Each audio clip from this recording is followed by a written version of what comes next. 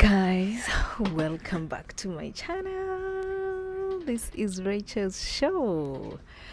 And welcome. By the way, if you don't know me, I'm a Ugandan and I live in Diani. What shows that I'm in Diani? Oh my goodness. So, guys, today I'm here to interact with you. If you're on my live just a few days ago, I did this simple makeup, just foundation powder, highlighter, and some glows. So I was doing that in order to do a video for you guys. Yeah, I just woke up in the mood of makeup. So here I am, I'm doing a video for you. How are you all doing? To all my day ones, to all my wonderful people. How are you doing? How is everybody? How is if you're in Kenya, how are elections going on? This side we've decided to chill, to sit back and relax and enjoy every other thing that is happening as we wait, because it's just they're taking us through a roller coaster of things and we ain't about that. So we're just not gonna be let our emotions drive us go crazy. So we just try to divert ourselves. I woke up and I did some simple, very simple makeup. And I'm gonna do a video. As you can hear, we're outside. The birds are making their funny noises. There is a monkey right there. I love Diani. Diani has natural creatures moving around every other day. So yeah. So as I'm speaking, you'll keep hearing birds making funny noises. Welcome to Diani. Anytime, hit your girl up for all the Airbnbs, villas, apartments, hotels. Hit me up. So guys, today what are we talking about? We are talking about how has my life been in Kenya. So those who don't know me already, I said I'm a Ugandan and I live in Kenya. I love Kenya. Kenya is home. You will ask me, I remember in primary, from the time I can say that I got in touch with the back then when we were still young, we used to hear people speak Kiswahili like around our areas, and whenever it would be like that, you would think maybe this is a police officer, because like I think it's a must for somebody to have basic Kiswahili words. I don't know for what. If you're a police officer and you're watching this video, comment down below exactly why. Why is it that everything, if like even these commands to the police officers is in Kiswahili? Why? Somebody let me know why. Why it's like that. But anyway, that's the first encounter I had with hearing Swahili. Of course, we knew Kenya as a country, but the language, imagine in our airports, they write English and Swahili. Uganda, don't we have our own national language? Somebody let me know. Why are we using Kenya Kiswahili words? See, you should put the words like Mukulukeyo. Mukulukeyo is welcome back. Mujebare. Like what does this word say? Like entry or muriango or mulango, or like muriango, like the entry, then exit or fulumila wano, like something like that. But you find they're using Kiswahili words in airports in Uganda. Ugandans, come explain down below. We need a language also, Luganda, Lunyankore. Like they should get. We don't have a general language, by the way, back in Uganda. But anyway, back to my point of how has my life been in Kenya. It's more or less like back in Uganda, because the only change is the culture, the food. The people are more or less the same. Because I started when I was in high school. I remember we studied Kiswahili. I dropped it like in high school, form 3. Form 3, you drop what you don't want. So I was like, where will I use Kiswahili from? Drop. So I dropped it. Sahii naongea Kiswahili nzuri. Mimi sahii naongea vizuri sana. So I dropped Kiswahili, guys. That's the first encounter I had with maybe to interact with the Swahili teacher, and the Swahili teacher was a Ugandan. Then from there I went in high school. I went to several schools, but one of the schools that I got to meet Kenyans was, I'm trying to tell you my interaction with Kenyans and now that I'm in Kenya and how I feel about it. Was in one school, St. Lawrence Schools and Colleges. Hi guys, if you're from St. Lawrence, hi, St. Lawrence. Oh, we used to feel like we're on top of the world. I was in Horizon St. Lawrence. So, we enjoyed our time in Horizon. It was such a good time. And then there was this campus, London College. It used to have so many Kenyans, so many Kenyans. So that's the time I also met Kenyans. Kenyans were very free. Kenyans were vibrant. Kenyans were exposed. Kenyans are exposed. Ugandans, we are still sleeping. Kenyans are exposed. So they have the vibe, they are so much exposed, they were doing things differently in terms of living life. They were free, like they were not like how Ugandans we tend to keep ourselves in terms of, we are not out there to just blah, blah, blah, blah, blah, blah, blah. No. Unless you really push them, that's when maybe they will come out of character. But Kenyans, you will know their character just like that. They don't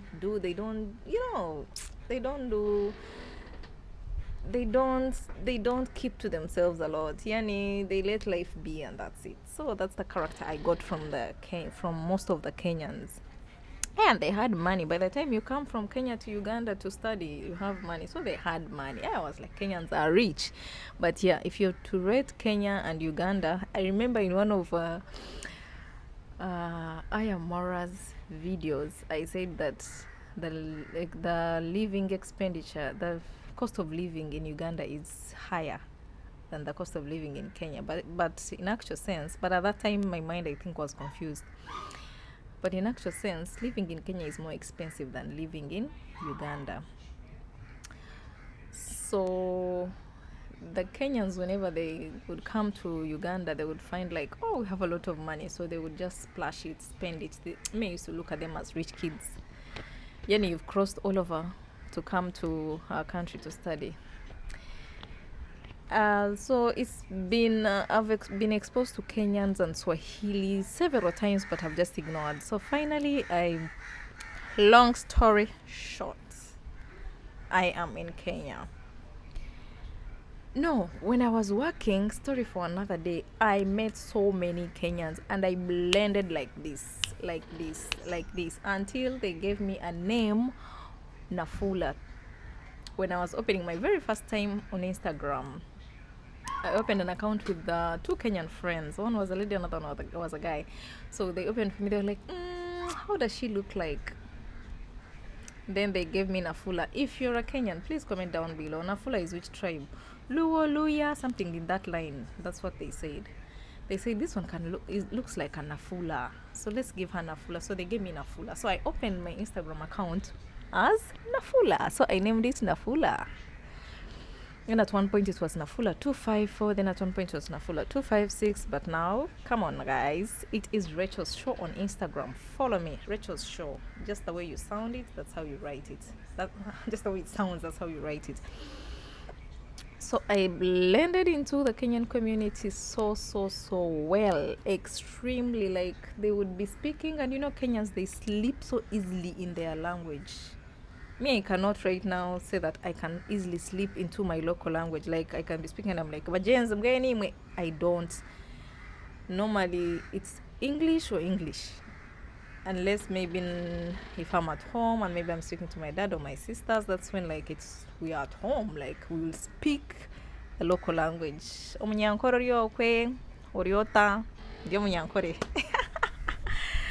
Yes. What I've just said is, I've said my tribe, and then I was like, how are you guys? So I blended into the Kenyan community so well. So like I've had so many Kenyan friends. So they would be speaking Kiswahili and they'll be like, we forget that you're Ugandan. So like for them, they were looking at me always as Kenyan. So finally I moved to Kenya. And language barrier. First off, language barrier. Hey, the language. I only knew mambo poa.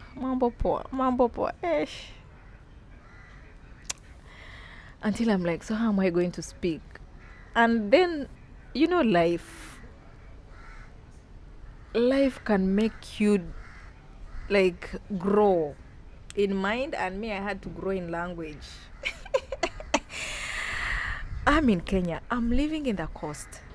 Guys, if you know Kenya and you know coastal people, they speak conch and they don't know they know English, but they don't use it because every Kenyan is proud to be Kenyan, so they always use their language. As like for them it's just, it's something they love. When they speak Kiswahili, they feel good. So, and in Kenya, they speak different kinds of Kiswahili. The Kiswahili spoken in coast where I live is not the Kiswahili spoken in the central. So, guys, here I'm in the coast. The Kiswahili is so hard. It's like that original Kiswahili, and I'm like, what? How am I going to survive in this place? At one point, I was like, what? Me, I would reach Nene Kaza, like I become like I'm gonna speak English. If you don't understand, you don't understand. You will have to understand. But anyway, I learned to live the hardest way. I had to learn the hardest way. Sai naongea. You can even turn and be like, is this the Rachel? Yes. Ni mimi sasa. Huh? Naongea Kiswahili tamu tamu tamu tamu. Anilewe ni tabasamu.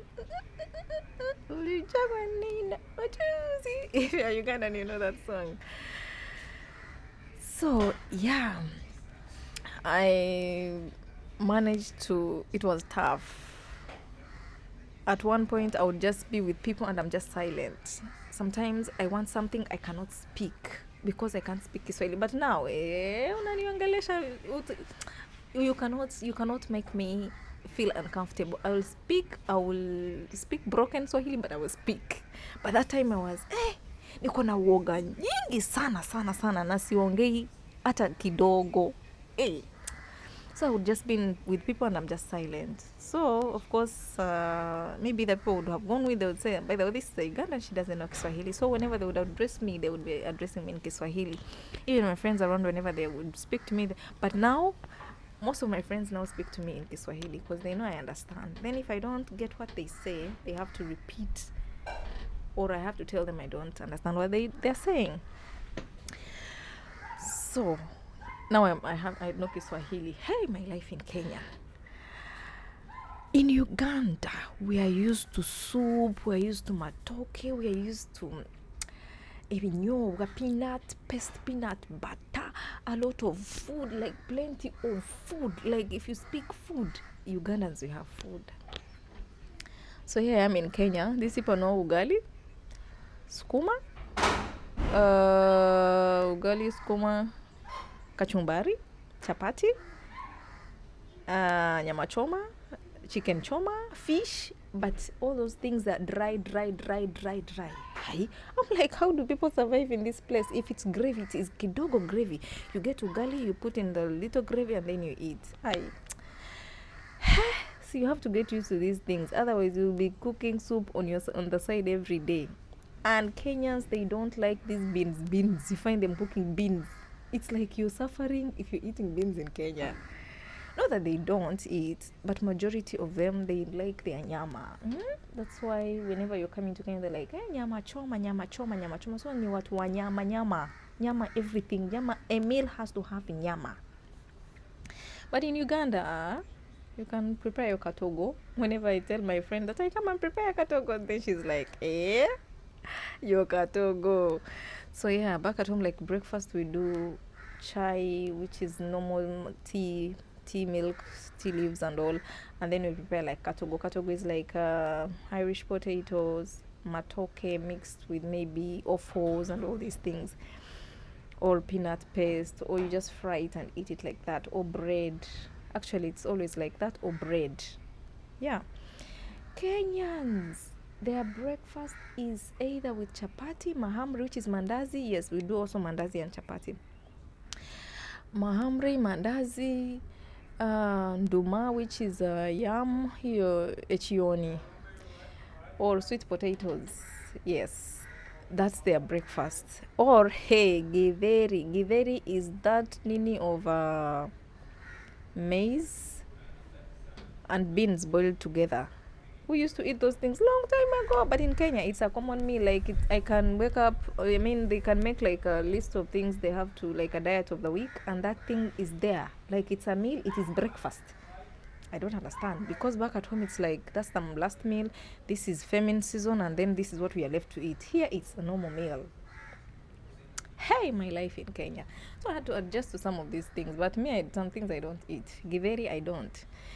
Sijui I wake up to take sweet potatoes and tea. No. I need my sweet potatoes with beans, as usual. Like, if you know me, you know I like sweet potatoes and beans. Then eating ugali. Yeah, I'm okay with ugali. But, yeah, I like my matoke. I love my beans, to make sauce with beans, and then matoke and katogo and but those things are not common here, so you have to do them just to make sure that you feel good. And then people here are very fast, like everything is chop chop chop chop chop chop chop chop chop chop chop. So unachangamka too, you find that you're also fast. But then the fastest place is Nairobi. Nairobi is very fast. If you're from Uganda and you come to Nairobi, please observe your environment, otherwise you'll be left behind. You will be everything will be stolen away from you. In Mombasa, where I stay, is kind of laid back. People are very slow. It's, if you're gonna haraka, wake up yesterday and start doing your stuff. As we wake up, we start doing our things slowly. So huku kuna haraka nyingi sana. Like, people are fast. And the economy, yes, the place is more developed. Life is more fast. What else have I not touched? If I haven't touched anything, I've touched on the food, then the culture. Of course, the culture is different. Yeah, cultures are so different. Like how the Kenyans carry themselves and how Ugandans carry themselves is totally different. Yeah, we are more slower. For them, they are, like, do what you have to do, and that's not the way it is. And then I've not had an opportunity to attend a wedding or something. Maybe when I do soon, I will be able to give the review in terms of even giving video evidence. But yeah, the culture is different. And then I find Kenyan kids, they are let free very early. Like back in Uganda, at 20 something, you will find a girl or a guy is still in the father's house. In Kenya, 16, 16, 15, I even think 13. These kids have gotten out there, they've seen the world, they've seen things. Some of the things are bad manners, some of them are not bad manners. You find they are smoking, they have been exposed to the world out there until you're like, oh my goodness. But their mind grows faster. Like a Kenyan child and a Ugandan child, the mind of a Kenyan is faster than the mind of the Ugandan. A Ugandan will know some of the things like after 20s, but a Kenyan kid will have known all these things in 16, 17, 18s. They've known everything about life. But Ugandans, they tend to close us from the world. So you find you've not gone to club, you've not tasted alcohol, you've not smoked anything, so there's a lot of keeping you away. And then the parent will let you go at a time when he feels like he's safe. But nowadays, I don't know how it is. People go out even at whatever age. But what I'm trying to say is, Kenyans, they tend to get out there very fast. Like, they go and they grow very fast. You find this person's got their first job at like 18. At 18, me, I was still in my father's house. No job, I'm not even thinking about job. Kenyans grow very fast, get exposure very fast. I think even there are more Kenyans out there than Ugandans. Like, even to travel abroad, like all these opportunities, a Kenyan will take it like this, while a Ugandan will be like this. Even in the company where I used to stay to work, you'd find Kenyans have more positions than Ugandans because they are go-getters. Their exposure is just top-notch. Guys, this video is going on and on and on and on. Maybe we shall do a part 2. But I love Kenya. The weather is, The weather is different, guys. My living it, oh, I had to adjust, especially Nairobi. Nairobi is cold. The time I landed in Nairobi, it was very, very cold. Me, I didn't know. Hey, nilikuwa hivi. But then the coast is very hot. We don't have that kind of weather of very cold back in Uganda. So it's cold, but normal cold, not that very, very cold to the point of people are putting on socks, what, yeah. So yeah, guys, I need to end this one here. So I will just maybe do a part 2 in case I've forgotten anything. Just put it in the comment section below. If at this point you haven't subscribed, consider subscribing, like my video, share. And if you'd like to be my member, continue clicking the join button and be my member. Until next time, bye guys.